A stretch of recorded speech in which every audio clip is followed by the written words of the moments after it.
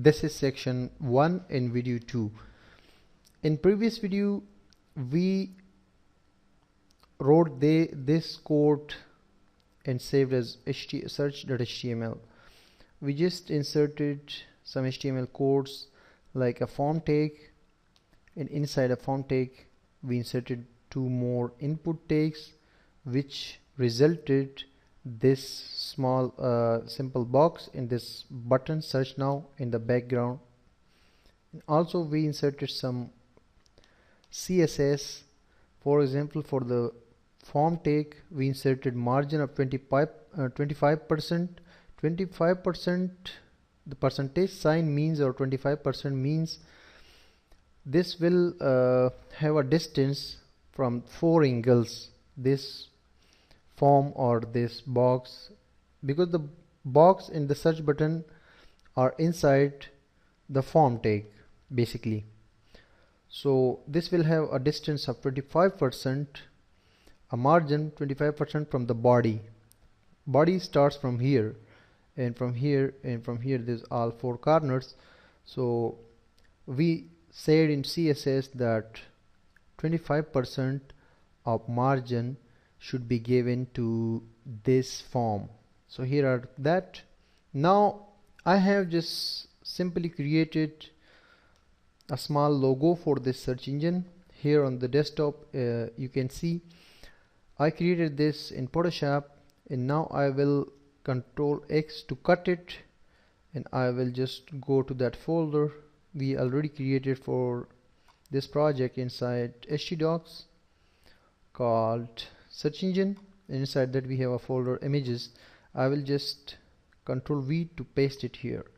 Now we can include this logo file in or document to display here above this search engine box. So we can insert just it above the input tag. Here just write img. We always use for inserting the images inside the pages, and src means source, the source of the file. So we say inside the images folder backslash the file name is logo.png. The png is the extension of the image. Now we will just, this is a single tag, you don't need to insert a closing tag for image tag in HTML. Control S to save, and now come to refresh this page, and you can see my search engine. This is basically a picture I just created in Photoshop, and if you just increase a little bit if you increase the margin on the body, so it will go up a little bit. This is the margin from the top, but as in minus, because in minus we said if we did not add the minus sign, then this box or this form will go bottom. So we inserted minus to make it up a little bit. So now refresh the page, and you are seeing it is a little bit up. Now you can see it is better and looking better in the browser. Now what we need to do more next is that if someone writes a query like SEO tips or anything and click this search now button, so some results should be displayed by another page we have given here in the action of the form, like result.php. We don't have that page because someone searched this, so there is no page. You can see result.php is not there, so we need to create that page. We need to create that page and to work more. But before that page, we actually need to have some pages or data to show, to display on the browser to the users who search here, because we don't have any data. So for that purpose we need to have another page, insert underscore site.php, by using which we can insert the site details. I mean the title of the site, the link of the site, the images, and the description etc to our database. So after that we can show that data upon the user query. So here we go. The first thing is to create a database, and after that to create a table inside that database.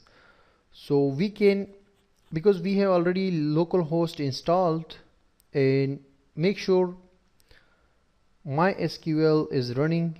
After you install this software, you should open it, XAMPP, and after you open it, you should see that the Apache web servers is running and the MySQL is running, because this time we need to use MySQL, so MySQL must be running in order to access it. So these two are running now. Now we can go to write in our browser like localhost and then enter. So you will see the home page of the XAMPP. After that you can select any language. I will select English. So after that you will see the interface of XAMPP. Now here at left side in the sidebar, if you observe below, here is an option phpMyAdmin, which is an interface for dealing or for managing MySQL databases. So click on that. After that you will be redirected to MySQL interface. So here you can create any database you as many databases you want. So I will click the databases, and after that from here I will create my database called search, and just I will click the create button. This is the name of the database, create. You can see here the search database has been created. Now I will click that. So inside that database you can create tables. You can see the notice here, create table. So here's the name of the table. The name of the table will be sites, or you can name it anything, but for this project we are going to use sites. And now the important part is number of columns. Number of columns, we need to insert the data from our page insert underscore site.php. So we will need some columns, for example site ID, site title, site link, site image, site description. So we need, or site keywords, so we need 6 columns over here. So I write 6 columns and the table name is sites. Now click go from here, so the table will be created. The table is now created. Now you can make it setting, and the setting is site underscore ID. The first field name will be site underscore ID. The second field name will be site underscore title, the title of the website or the web page sorry, and the third one will be the site link. The fourth field will be having a name like site underscore keywords, and the fifth name will be site underscore description, or the short form DESC, and the last one will be site underscore image. So we can also insert an image name here to display with the results. Now you can select their types. The first site ID type will be int. Int means integer. An integer value is a numeric value in PHP or in programming, any programming language. So that will be that. And the second title site title will be various characters, and the site link will be various character. Its site will be various character. Site keywords type will be text. Site description will be text, or keyword might be various characters, or varchar you can say.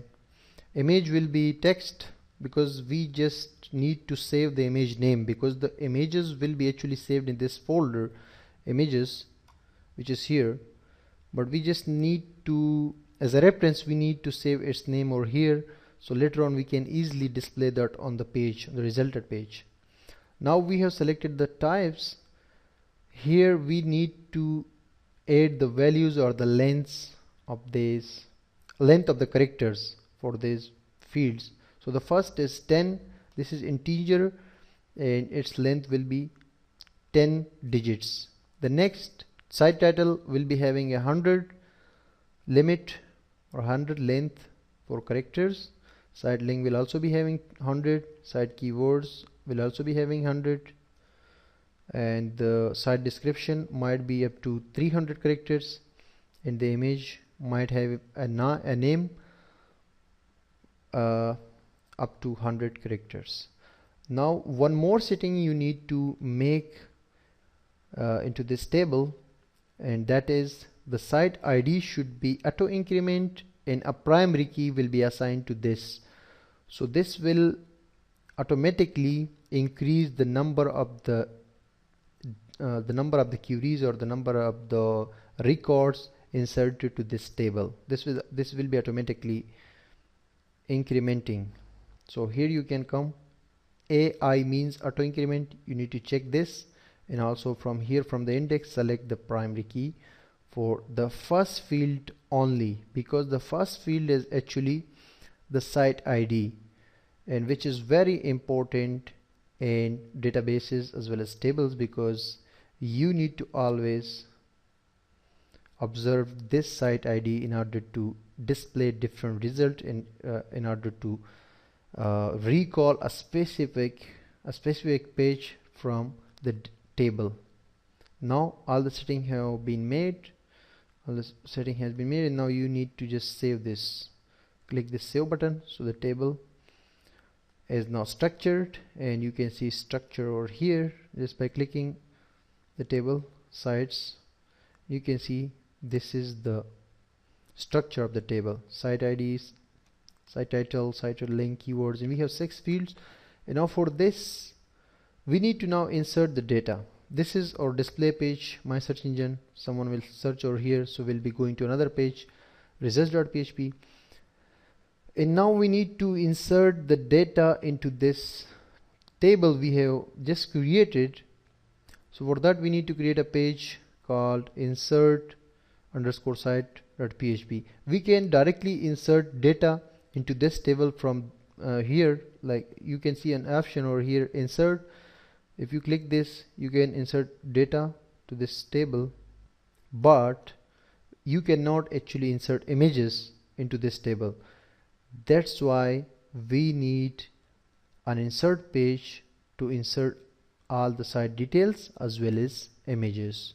So see you soon in next tutorial for creating an insert_php page. Stay tuned.